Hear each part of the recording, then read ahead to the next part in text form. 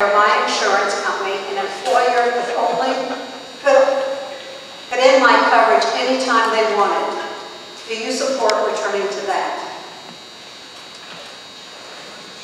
Well, no, I don't want to repeal the benefits that have been enacted.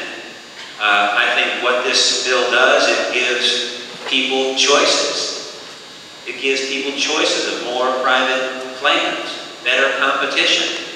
It gives their employers the ability to have a tax break to help cover the cost. It gives employees a tax break to help afford the cost.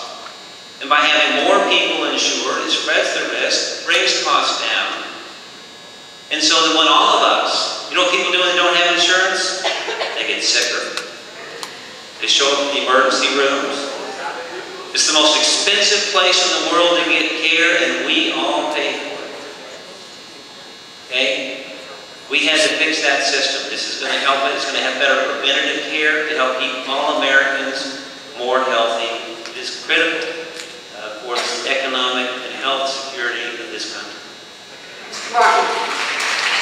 I'm here to help as a public service announcement.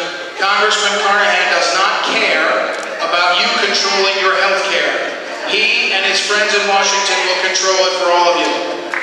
Obamacare basically says you will give up control over your health care and government bureaucrats will figure it out for you.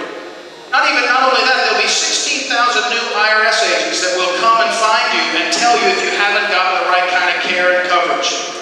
Obamacare was a plan for ideological reasons and interests that the congressman and others backed that very few in America understood because they didn't read it, and nor really wants because they're finding out how bad it is. Every day it seems like the polls show more Americans don't want this. It's going to destroy health care for the people that have it, and it's going to force us into a bureaucratically managed, government-run system. And that's what Washington says. It's the very